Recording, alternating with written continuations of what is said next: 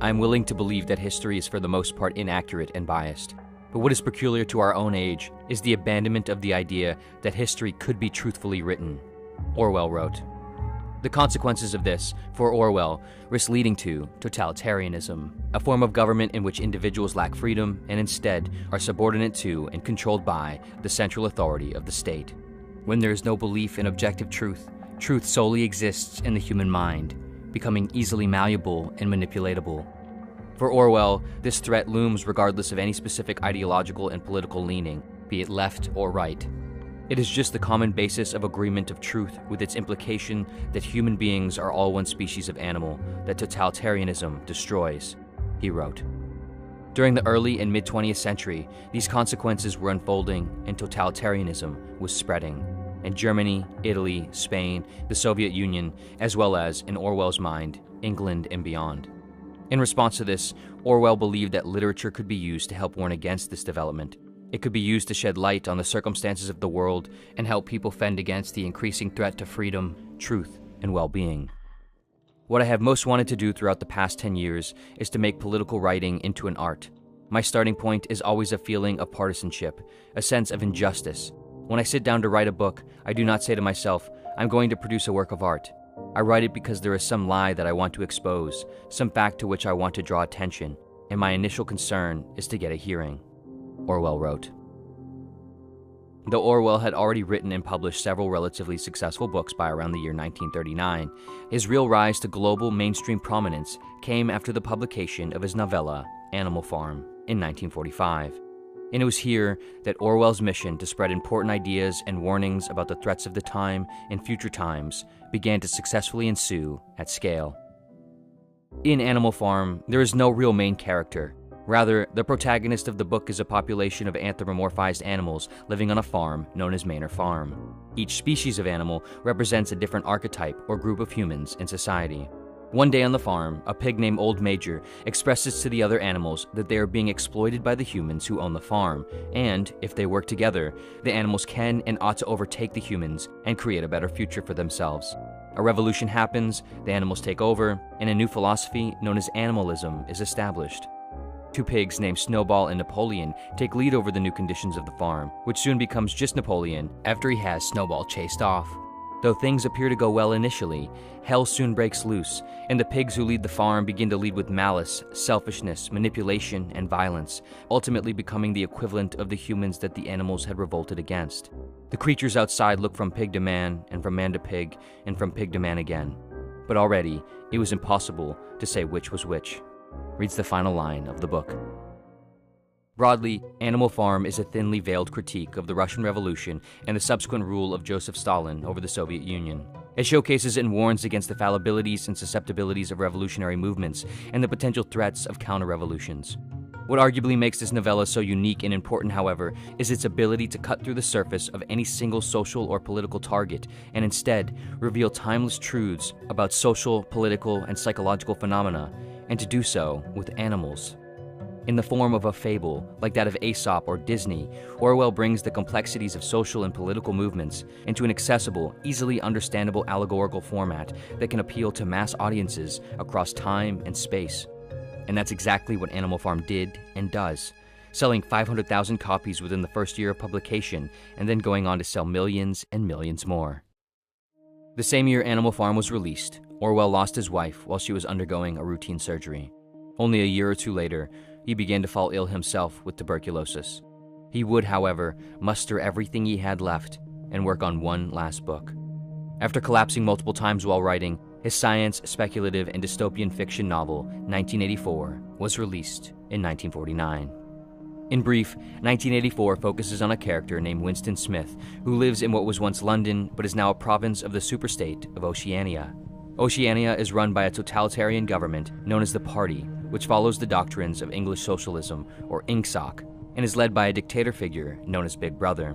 In Oceania, citizens are under constant surveillance and are ruthlessly punished for even so much as thinking thoughts that counter the party's ideological doctrines. Devices known as telescreens are put in everyone's homes, where they both consume broadcasted content and are constantly observed by the party. What are known as the thought police are also always looming, ready to arrest anyone who commits what are known as thought crimes, or simply thinking the wrong things about the party. Moreover, the party is constantly producing propaganda in the form of manipulated information, data, statistics, and language. Language is simplified and reduced in Oceania through what is known as newspeak, where words are eliminated from the vernacular in order to prevent the likelihood of nuanced critical thinking. Words are also often used in a contradictory manner in order to undermine the true nature of the things they describe. For example, labor camps are referred to as joy camps. Torture takes place in the Ministry of Love. The military is referred to as the Ministry of Peace. The department responsible for falsifying data and facts is known as the Ministry of Truth. And the slogans of Oceania are, "War is peace, freedom is slavery, ignorance is strength." All of this causes citizens to engage in what is known as doublethink, a sort of cognitive dissonance in which they both have their own perceptions and understanding of what is true, and yet they accept what they are being told by the party as true, despite any contradictions. At the beginning of the novel, Winston writes in his diary, "Down with Big Brother." By the end of the novel, the narrator concludes, referring to Winston, "2 gin-scented tears trickled down the sides of his nose. But it was all right. Everything was all right. The struggle was finished. He had won the victory over himself. He loved Big Brother." Like Animal Farm, 1984 would obtain immediate success, which Orwell was able to witness in his lifetime before dying of tuberculosis the next year in 1950. Ultimately, it is unclear how cynical Orwell truly was, but the cynical endings to his 2 masterworks are, arguably, not a declaration of total hopelessness, but a warning for the potential hopelessness that the future could exhibit, the future we are living in now. Since Orwell's passing, his work has only continued to become increasingly popular and culturally relevant. 1984 is likely one of the most widely read books, certainly of the dystopian speculative genre, finding itself still, 75 years later, a part of many if not most high school English literature classes, as well as college courses. Orwell has become one of the few writers in history to have a term created out of his work, Orwellian. Most broadly, Orwellian refers to any conditions reminiscent of Orwell's work, in which the welfare and freedom of citizens are undermined or at the risk of being undermined, typically by a central political power and ideology. But, arguably, Orwellian is not purely defined by totalitarian conditions, but by the means in which totalitarian conditions are carried out. Specifically, it refers to the intentional distortion and manipulation of language and information for the purposes of serving some ulterior power for power's sake.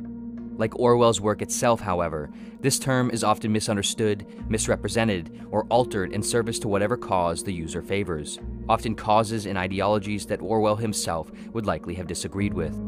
The term Orwellian can apparently be Orwellian itself.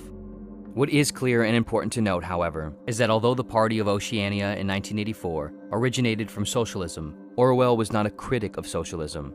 He was a critic of totalitarianism, regardless of its origins or political leaning. He was, in fact, a proponent of democratic socialism, a political democracy with a socially run, decentralized economy. Every line of serious work that I have written since 1936 has been written directly or indirectly against totalitarianism and for democratic socialism, as I understand it, Orwell wrote. Furthermore, he was anti-capitalist and believed capitalism incentivizes conditions of suffering and leads to small concentrations of power and wealth. This certainly makes those who reference Orwell in favor of capitalism and against socialism, especially and ironically Orwellian. Ultimately, regardless of whether you agree with Orwell or like his writing, there is no denying his influence, and there is no denying the value and relevance of exploring the topics and ideas that he did.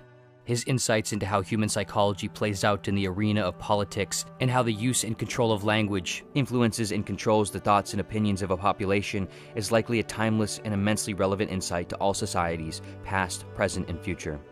His unique ability to use language to convey this insight and warn against the power and influence of language is something only a brilliant writer could even try to do. And his ability to bring incredibly complex and typically dry concepts down into the realm of mass appeal and interest perhaps has helped ensure that the developments of aspects of the world remain on a track that leads to, at the very least, a less dystopian destination. In truth, we are always susceptible to our own malice and ignorance when we aren't paying attention, individually and collectively. Tyranny is not a part of history, it is a part of humanity. Humanity is always on the brink of slipping into it, of chasing the rabbit of hope into dystopian wonderlands. Orwell realized this, that tyranny was always possible and can occur even in a society in which the intentions are noble, or in a society in which the conditions appear prosperous and democratic. Perhaps our only hope, somewhat countering Orwell's view, is realizing that, in fact, there is no ultimate objective truth, at least that we have access to, and that subjective truth is likely all there is and all there will ever be for us. We must accept this as a consequence of our condition of ignorance and limitation, our fragmented perceptions and dissenting values. But perhaps, when we take this realization to the extreme, we realize that all individuals, all groups, all organizations, and all nations are fallible and wrong. There is no one idea or truth to follow or believe in. Perhaps in doing this, we burn up all the fuel of totalitarianism, and, at the bottom of the tank, we find the collective realization of simple decency, the kind in which Orwell advocated for, the kind in which we arrive at mutually beneficial intersubjective truths based on humility and compassion toward the differences and malleabilities of humanity across time and space, rather than an ultimate rightness and finality right now. Of course, this is far, far easier said than done. But in the words of Orwell, when referring to the conditions of 1984, the moral to be drawn from this dangerous nightmare situation is a simple one. Don't let it happen. It depends on you.